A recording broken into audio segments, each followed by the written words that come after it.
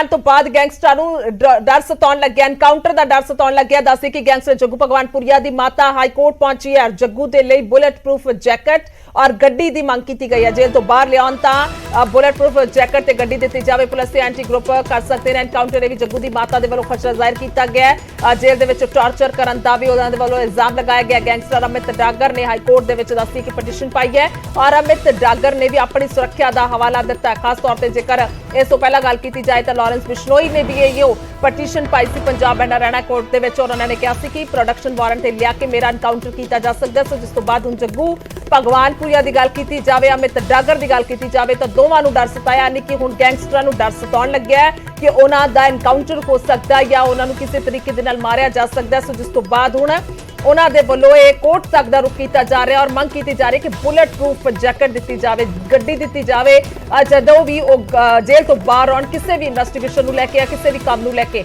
ਸੋ ਕਹਿ ਸਕਦੇ ਹਾਂ ਕਿ ਹੁਣ ਉਹਨਾਂ ਨੂੰ ਡਰ ਇਹ ਪੂਰੀ ਤਰ੍ਹਾਂ ਦੇ ਨਾਲ ਮੰਡਰਾ ਰਿਹਾ।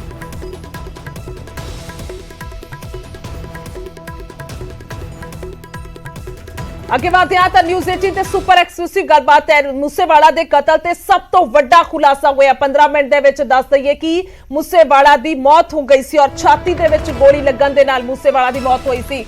ਗੋਲੀਆਂ ਜਿਹੜੀਆਂ ਨੇ ਉਹ ਵਰਾਈਆਂ ਗਈਆਂ ਸਨ। ਜਾਣਕਾਰੀ ਇੱਥੋਂ ਤੱਕ ਹੈ ਕਿ ਬੋਨਟ ਤੇ ਚੜ ਕੇ ਗੋਲੀਆਂ ਵਰਾਈਆਂ ਸਨ ਔਰ ਡਰਾਈਵਿੰਗ ਸੀਟ ਤੇ ਮੂਸੇਵਾਲਾ ਬੈਠੇ ਸਨ। ਤਾਂ ਪੋਸਟਮਾਰਟਮ ਦੀ ਰਿਪੋਰਟ ਆਉਣ ਤੋਂ ਬਾਅਦ ਛਾਤੀ ਦੇ ਵਿੱਚ ਗੋਲੀ ਲੱਗਣ ਦੇ ਨਾਲ ਮੂਸੇਵਾਲਾ ਦੀ ਮੌਤ ਹੋਈ ਹੈ। ਸਿੱਧੂ ਮੂਸੇਵਾਲਾ ਦੇ 7 ਗੋਲੀਆਂ ਲੱਗੀਆਂ ਸਨ ਕੁੱਲ ਔਰ ਮੂਸੇਵਾਲਾ ਦੇ ਸਰੀਰ ਤੇ 19 ਜ਼ਖਮ, ਯਾਨੀ ਕਿ ਕੁਝ ਗੋਲੀਆਂ ਦੇ ਔਰ ਕੁਝ ਛर्रे ਜਿਹੜੇ ਲੱਗੇ ਉਹਨਾਂ ਦੇ ਜ਼ਖਮ। ਸੋ ਮੂਸੇਵਾਲਾ ਦੇ ਸਰੀਰ ਤੇ ਲੱਕ ਤੋਂ ਹੇਠਾਂ ਦੀ ਗੱਲ ਕੀਤੀ ਜਾਵੇ ਤਾਂ 6 ਜ਼ਖਮ ਉੱਥੇ ਨਜ਼ਰ ਆਏ ਨੇ। ਮੂਸੇਵਾਲਾ ਦੀ ਸੱਜੀ ਬਾਹ ਤੇ 4 ਜ਼ਖਮ ਔਰ ਸੱਜੇ ਮੋਢੇ ਤੇ 3 ਜ਼ਖਮ ਹੋਏ ਨੇ।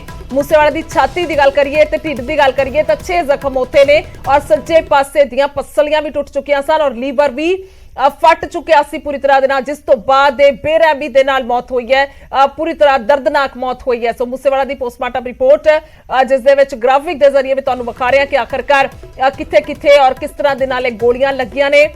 ਗਿਣਤੀ ਜਿਹੜੀ ਹੈ ਸੁਭਾਵਿਕ ਤੌਰ ਤੇ ਇਸ ਪੋਸਟਮਾਰਟਮ ਦੇ ਰਾਹੀਂ ਕੀਤੀ ਜਾ ਸਕਦੀ ਹੈ ਕਿ ਕਿਵੇਂ ਜ਼ਖਮ ਜਿਹੜੇ ਜਿੰਨੇ ਜ਼ਖਮ ਨੇ, ਕਿਉਂਕਿ 7 ਗੋਲੀਆਂ ਲੱਗੀਆਂ, ਬਾਕੀ ਛर्रे ਲੱਗੇ ਜਦੋਂ ਇਹ ਫਾਇਰਿੰਗ ਹੋਈ ਹੈ। ਜਿਸ ਤੋਂ ਬਾਅਦ ਕਈ ਜ਼ਖਮ ਜਿਹੜੇ ਨੇ ਉਹ ਇਹ ਸਰੀਰ ਤੇ ਮੂਸੇਵਾਲਾ ਦੇ ਨਜ਼ਰ ਆਏ।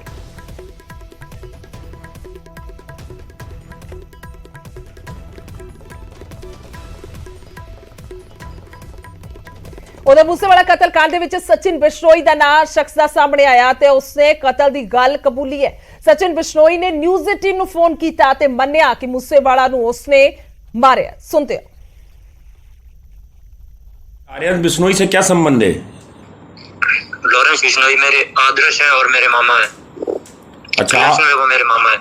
अच्छा, सिद्धू मूसेवाला की हत्या में आप भी शामिल हैं? आपने पोस्ट भी डाली थी एक। हाँ, मैं शामिल था, मैंने अपने हाथों से मारा उसको।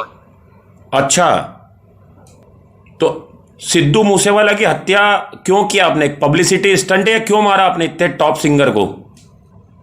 नहीं, उससे किसी पब्लिसिटी स्टंट के या फिरौती के लिए नहीं मारा गया।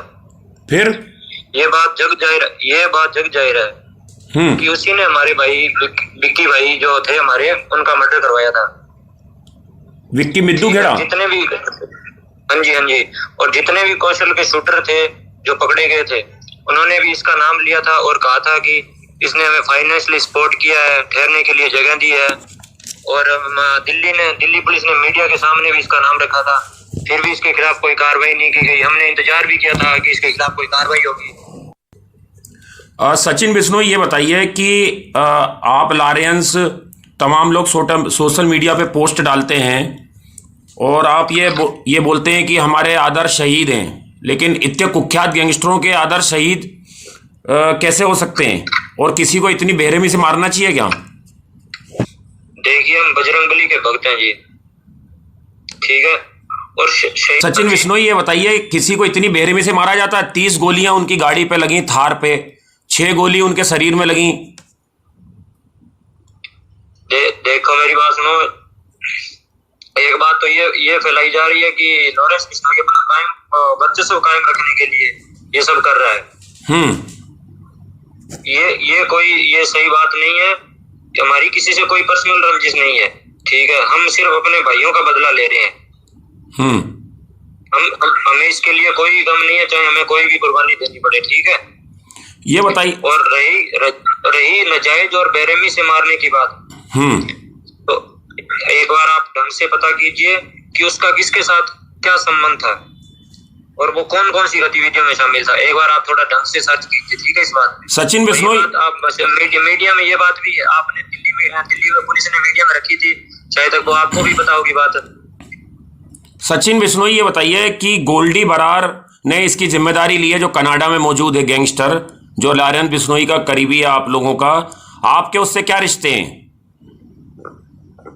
वो हमारे बड़े भाई हैं और जो उनके भाई का मर्डर हुआ था इसमें भी उसका हाथ था, सिद्धू मूसेवाला का हाथ था।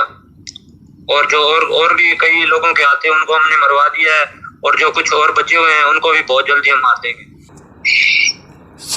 सचिन बिश्नोई, ये बताइए कि ये जो हथियारों का इस्तेमाल हुआ है, ये हथियार कहाँ से मुहैया कराए थे आपको? किन लोगों ने मुहैया कराए थे? AK-47 इतने बड़े बड़े सोफिस्टिकेटेड वेपन जो हैं, वो कहाँ से आए थे? ये अत्याधुनिक हथियार आप लोगों के पास? नहीं, हम उनका नाम नहीं बताने वाले, ठीक है, पर हम ये बता सकते हैं कि हमारे पास इससे भी बड़े हथियार हैं, ठीक है। जो लोगों ने हॉलीवुड फिल्मों में हथियार देखे हैं वो हमारे पास हैं, ठीक है। और ये जो कह रहे थे ना कि ये कुछ लोग सुनने में आए कि धमकियां दे रहे हैं, तो धमकियां देने से कुछ नहीं होगा, ठीक है। इन्होंने 2 दिन में मनकीरदौल को मारने का कहा था, इसलिए मैंने आज 4 दिन बाद मीडिया से बात की है। 2 दिन ऊपर निकल गए, ठीक है। कहने से कुछ नहीं होता और ये कुछ भी करने वाले नहीं है, इनका लेवल नहीं है हमारे सामने कुछ भी। जो भी ये सिर्फ बातें फैला रहे हैं, ये भौंकने वाले कुत्ते हैं सिर्फ। अब कौन टारगेट पे आपके? आप कह रहे बदला लेना था हमको आपने सिद्धू मूसेवाले से, अब कौन टारगेट पे आपके? ये टारगेट बहुत जल्द पता चल जाएगा आपको, ठीक है। ये जो बातें कर रहे हैं ना कुछ, इन कुत्तों में से अभी एक मरेगा। ਭਾਜਪਾ ਦਫ਼ਤਰ ਦੇ ਬਾਹਰ ਸੁਰੱਖਿਆ ਵਧਾ ਦਿੱਤੀ ਗਈ ਹੈ। ਦੱਸੀ ਕਿ ਖੁਫੀਆ ਏਜੰਸੀਆਂ ਤੋਂ ਇਨਪੁਟ ਮਿਲੀ ਹੈ, ਜਿਸ ਤੋਂ ਬਾਅਦ ਸੁਰੱਖਿਆ ਵਧਾਈ ਗਈ ਹੈ ਔਰ ਖੁਫੀਆ ਏਜੰਸੀਆਂ ਦਾ ਦਫ਼ਤਰ ਦੇ ਬਾਹਰ ਹਮਲੇ ਦਾ ਅਲਰਟ ਹੈ। ਜੋ ਸੂਤਰਾਂ ਦੇ ਮੁਤਾਬਿਕ ਜਾਣਕਾਰੀ, ਚੰਡੀਗੜ੍ਹ ਦੇ ਸੈਕਟਰ 37 ਦੇ ਵਿੱਚ ਪੰਜਾਬ ਭਾਜਪਾ ਦਾ ਦਫ਼ਤਰ ਹੈ, ਸੋ ਜਿਸ ਨੂੰ ਲੈ ਕੇ ਹਮਲੇ ਦਾ ਅਲਰਟ ਜਿਹੜਾ ਹੈ ਉਹ ਜ਼ਾਹਿਰ ਕੀਤਾ ਗਿਆ, ਜਿਸ ਤੋਂ ਬਾਅਦ ਸੁਰੱਖਿਆ ਟਾਈਟ ਕਰ ਦਿੱਤੀ ਗਈ ਹੈ। ਦੱਸਦੀ ਕਿ ਕੱਲ ਅਮਿਤ ਸ਼ਾਹ ਦੇ ਵੱਲੋਂ, ਗ੍ਰਹਿ ਮੰਤਰੀ ਦੇ ਵੱਲੋਂ ਚੰਡੀਗੜ੍ਹ ਆਉਣਾ ਹੈ ਉਹਨਾਂ ਨੇ, ਔਰ ਜਿਸ ਤੋਂ ਪਹਿਲਾਂ ਹੁਣੇ ਸੁਰੱਖਿਆ ਵਧਾ ਦਿੱਤੀ ਗਈ ਹੈ। ਖਾਸ ਤੌਰ ਤੇ ਜੇਕਰ ਜ਼ਿਕਰ ਕੀਤਾ ਜਾਵੇ ਤਾਂ ਖੁਫੀਆ ਏਜੰਸੀਆਂ ਤੋਂ ਇਨਪੁਟ ਮਿਲੀ ਹੈ, ਉਹਨਾਂ ਦੀ ਸੁਰੱਖਿਆ ਜਿਸ ਤੋਂ ਬਾਅਦ ਵਧਾਈ ਗਈ ਹੈ। ਇਨਪੁਟ ਇਹ ਹੈ ਕਿ ਦਫ਼ਤਰ ਦੇ ਬਾਹਰ ਹਮਲਾ ਹੋ ਸਕਦਾ ਹੈ, ਹਮਲੇ ਦਾ ਅਲਰਟ ਜਾਰੀ ਕੀਤਾ ਗਿਆ, ਸੋ ਜਿਸ ਤੋਂ ਬਾਅਦ ਇਹ खास तौर पर सुरक्षा बताई गई। मनोज राठी फोन लाइन देने, मनोज की कुछ जानकारी है? देखो, जो जिस तरह के हालात चल रहे इस टाइम जे आप गल करिए तो किसी ना किसी भी तरह का कोई रिस्क पुलिस जी है या फिर जी खुफिया एजेंसी वो किसी भी तरह का कोई रिस्क नहीं ले सकती, क्योंकि हुण अमित शाह इत्थे पहुंचणगे। इत्थे जिहड़ा खेलो इंडिया का उन्होंने उद्घाटन करना है ताऊ देवीलाल स्टेडियम पंचकूला, लेकिन उस तो बाद एक मीटिंग भी है जी दसी जा रही है कि पंजाब बीजेपी ऑफिस सेक्टर 37 एक मीटिंग हैगी, इन्हां दी इंटरनली मीटिंग है बीजेपी दी, जिहड़ी भी इत्थे जिहड़े लीडर्स ने उन्हां नाल मीटिंग है अमित शाह दी। लेकिन उस तो पहला जिहड़ी हुण खबर आ रही है, जिहड़े पुलिस सोर्सेस दस रहे ने कि बीजेपी ऑफिस दे खुफिया एजेंसी वालों जिहड़ा है वो चंडीगढ़ पुलिस नूं अलर्ट दिता गया सीगा कि किते ना किते हमला हो सकता है, इस करके जिहड़ी सुरक्षा है वो बढ़ा दी गई है। काफी जिहड़ा पंजाब दा जिहड़ा बीजेपी ऑफिस है बिल्कुल मेन रोड ते सेक्टर 37 ਉਹਦੇ ਹੁਣ ਸਾਰੇ ਆਸ-ਪਾਸ ਨੇੜੇ ਤੇ ਬਿਲਕੁਲ ਸਾਹਮਣੇ ਉਹਦੀ ਜਿਹੜੀ ਸੁਰੱਖਿਆ ਹੈ ਉੱਥੇ बढ़ा ਦਿੱਤੀ ਗਈ ਹੈ। ਪੁਲਿਸ ਬਲ ਹੈ ਉਹ ਉੱਥੇ ਲਾ ਦਿੱਤਾ ਗਿਆ ਹੈ, ਬੈਰੀਕੇਡਿੰਗ ਨਾਲ ਸਾਰਾ ਏਰੀਆ ਜਿਹੜਾ ਆਸ-ਪਾਸ ਦਾ ਉਹ ਵੀ ਬੰਦ ਕਰ ਦਿੱਤਾ ਗਿਆ। यानी कह सकते हैं कि एक अलर्ट तो बाद हुण किते ना किते पुलिस किसी भी तरह का कोई रिस्क नहीं लेना चाहती, क्योंकि जिस तरह तुसीं भी देखा कि पंजाब क्योंकि बिल्कुल सटा होया है चंडीगढ़ जे आपां गल करिए बिल्कुल नाल ही है पंजाब दे मोहाली ट्राई सिटी का एरिया पंजाब का एरिया, तो हुण पुलिस भी जिहड़ा है वो किसी भी तरह का कोई रिस्क नहीं लेना चाहती, इस करके जिहड़ी सुरक्षा है वो बढ़ा दी गई है। हालांकि जिहड़े पुलिस ऑफिसर्स ने वो लगातार कहते नजर आ रहे हैं कि सारी चीज़ां जिहड़ियां हैं वो तैयार की हुई है। पूरी ब्रीफिंग तो बाद जिहड़े भी पुलिस अफसर उत्थे लाए गए ने, खुद उत्थे DSP